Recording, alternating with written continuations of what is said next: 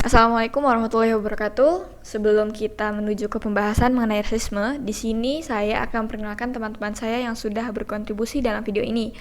Ada Tiara Aurelia Zeni sebagai penulis materi, Lutfilah Aska sebagai editor, dan saya sendiri Jehan Fadilafni sebagai pembawa materi. Nah, sebelumnya masih ingat gak kalian dengan kejadian yang menggemparkan pada bulan Mei lalu? Memangnya ada kejadian apa sih sampai-sampai hashtag Black Lives Matter menjadi pembicaraan di seluruh dunia? Jadi kronologinya seperti ini. Seorang pria kulit hitam bernama George Floyd ditangkap petugas kepolisian Minneapolis atas tuduhan bahwa George membeli rokok namun membayar dengan menggunakan uang kertas palsu senilai $20. Atas tuduhan tersebut, akhirnya George ditangkap oleh petugas kepolisian dan ditindaklanjuti dengan tindakan yang sangat berbahaya. Salah satu petugas kepolisian menempatkan lutut di sekitar kepala dan leher George. Akibat tindakan dari petugas kepolisian tersebut, akhirnya George kehilangan nyawanya karena kehabisan nafas. Tewasnya George memunculkan amarah publik atas ketidakadilan tegaknya hukum terhadap orang kulit hitam. Pada akhirnya, kasus ini menimbulkan isu rasisme yang memuncak. Tapi kalian tahu nggak arti dari rasisme itu sendiri? Kenapa kok kejadian George Floyd ini ada sangkut pautnya dengan rasisme? Arti dari rasisme itu sendiri adalah suatu sistem kepercayaan atau doktrin yang menyatakan bahwa perbedaan biologis yang melekat pada ras manusia menentukan pencapaian budaya atau individu, bahwa ras tertentu lebih superior dan memiliki hak untuk mengatur ras yang lainnya. Jadi, suatu ras atau kelompok ini percaya kalau rasnya itu lebih berhak dan lebih baik dari ras lainnya. Kelompok atau individu yang percaya rasisme akan memberikan sikap dan perlakuan yang berbeda terhadap kelompok masyarakat tertentu karena perbedaan warna kulit. Tidak hanya warna kulit, rasisme dapat terjadi karena perbedaan golongan, suku, ekonomi, agama, dan lain sebagainya. Dari penjelasan mengenai rasisme tadi, kasus George Floyd ini merupakan kejadian rasisme yang dilakukan oleh ras kulit putih terhadap ras kulit hitam. Hashtag Black Lives Matter pun trending di berbagai platform sebagai bentuk pembelaan terhadap ras kulit hitam. Namun, tanpa kita sadari, negara kita sendiri yaitu Indonesia juga memiliki kasus yang sama, yaitu membedakan ras kulit putih dan ras kulit hitam. Sangat disayangkan ya, karena perbedaan yang terjadi di Indonesia belum benar-benar bisa diterima oleh semua kalangan masyarakat kita. Budaya Indonesia yang sungguh melimpah, yang harusnya dijadikan sebagai kebanggaan atau sesuatu yang pantas untuk dihargai, malah hal tersebut dianggap sebagai entitas di luar hal umum yang ada di dalam lingkungan sosial masyarakat.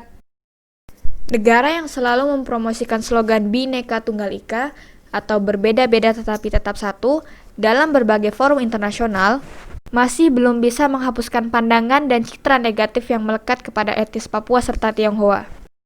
Seperti kejadian yang terjadi di Surabaya tepatnya pada tanggal 17 Agustus 2019, personel brigade mobil melancarkan 23 kali tembakan gas air mata ke asrama mahasiswa Papua.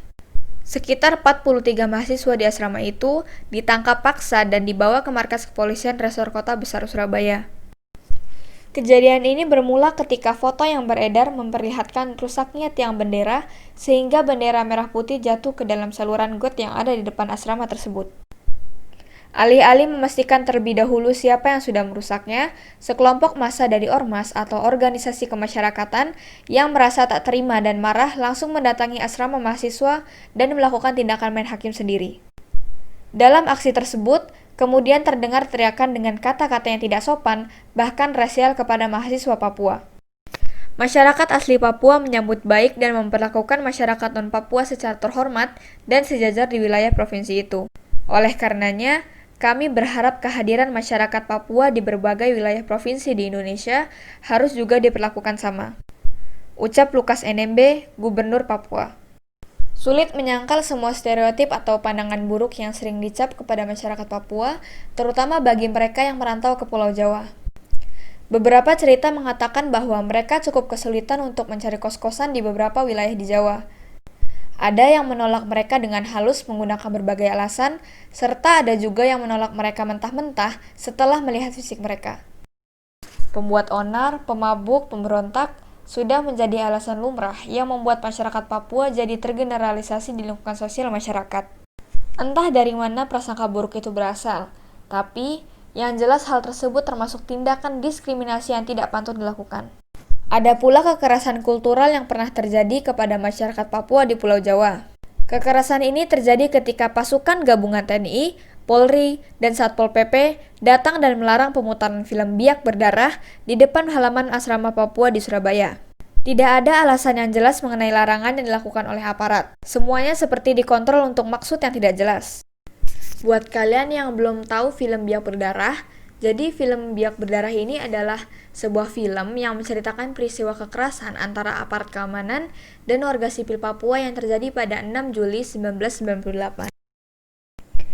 Ini bukan masalah rasisme yang menimpa masyarakat Papua dan rakyat Indonesia di bagian timur saja, melainkan masalah rasisme yang memang sering terjadi di Indonesia. Ketakutan terhadap orang asing, penolakan terhadap hubungan antar ras, hingga generalisasi terhadap satu kelompok tertentu sering menjadi isu yang terabaikan di Indonesia.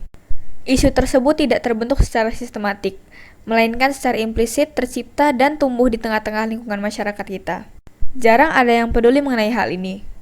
Walaupun mereka yang peduli pun sering menyembunyikan kebenaran yang tidak pernah terungkap.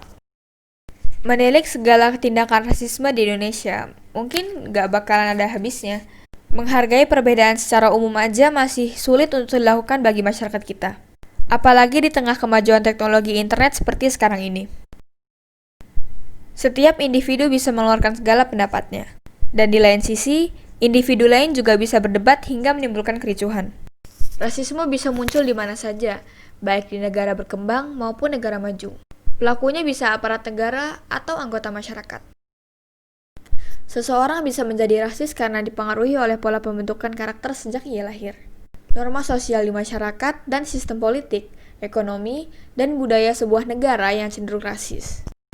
Namun demikian, negara memiliki pengaruh besar untuk melanggengkan atau sebaliknya menghapus rasisme. Demikian akhir dari pembahasan mengenai rasisme. Semoga bermanfaat untuk kita semua. Terima kasih atas perhatiannya dan kurang lebihnya mohon maaf.